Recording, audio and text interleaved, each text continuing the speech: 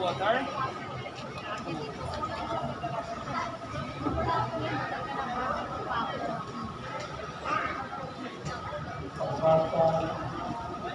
Jollibee, pag-ibig.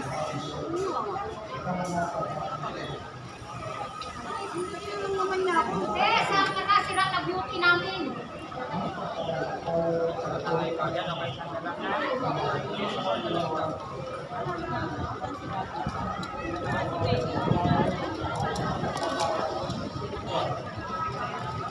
Hindi pa pala maayos yung ginagawang construction dito sa may harap ng simbahan ng Tondo Santo Niño.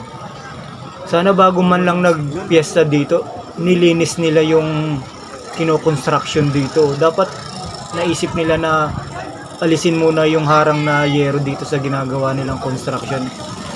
Kasi ang pangit tingnan, no? Ang daming turista, ang daming bisita, pero napansin nila na nakita ko na yung mga yero dito nakaharang pa sa harap ng simbahan.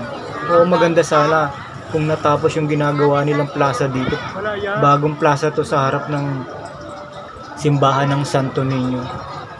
At saka isa ko pang napansin dito, itong katabing building ng simbahan, ginagawang mas mataas pa sa kampanaryo ng simbahan. Okay sana kasi umuunlad ang Tondo, may matataas na building. Pero parang sa tingin ko na mas tinaasan pa yung simbahan kumpara dun sa building na ginagawa. Yun lang, napansin ko lang. Araw-araw bilang mga tunay na deboto ng Senyor Santo Niño. Sa makatuwid kung paano ko'y Tapos napansin ko dito, iba na talaga ang takbo ng panahon. Ang daming may hawak ng cellphone, o parang ako nagsi-cellphone din. Pagsasabuhay ng disiplina.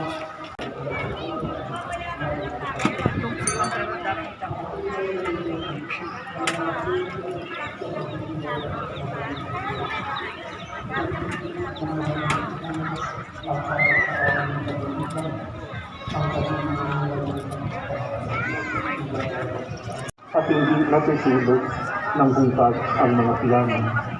Ang tunay na deboto ng Santo Niño, inilalapit sa Diyos ang mga bata. Tinuturuan sila ng tama na kailangan ipagtanggol ang buhay ng mga bata. Ang mga deboto ang nanunina sa pagkatanggol sa Diyos. Kaya nga po, kung deboto kayo, nangulog kang mga inahin. Huwag kalimutan ang mga bata na pinili ng Diyos na makamayos at makalarawan noong siya'y isinilang. Ang tunay na nagmamahalan sa kanilang mga anak, alam na ang bawat bata, hindi pa rin nakadugo, ay dapat na hindi napapaliguan, napapaaral, napapatawin, napapatangol ang pangkatan. Kaya nga po, pagkabuhin natin yung debosyon sa Nagigirawa ng pantay sa pagkataon ang mga mahirap na kabataan upang makapagtapos ng pag-aaral at sumanap sa buhay mananamit tayo.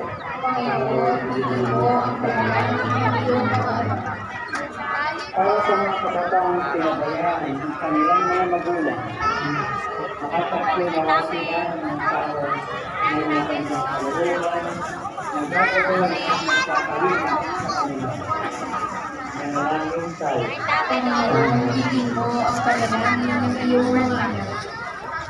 Para sa mga nakatatanda, maging magandang halimbawa na sila Diyan lang, basta kung nakita mo yun dyan, yung may mamuhay stand na sa ng may pagkita. positibong pananaw O, at puno ng pagkasa. dito pagkita. Manalangin tayo. Panginoon, hindi mo ang panalangin ng Depende lang mo.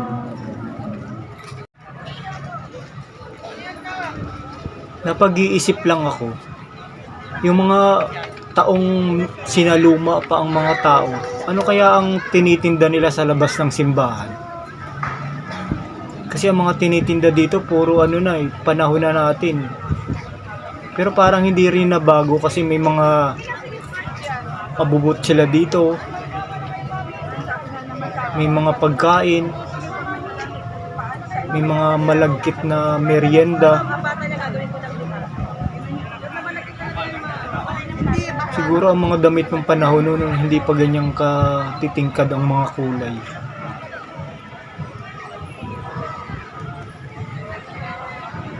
Iba-iba yung mga tinitinda dito. Siguro yung mga tinitinda nung panahon may mga pamaypay na gawa lang sa banig. Siguro ang tinitinda nila dyan mga banig nga, mga sinamay. Bye-bye, kuya. Mga ginawa lang gamit kamay ng tao. Happy Fiesta, Tondo.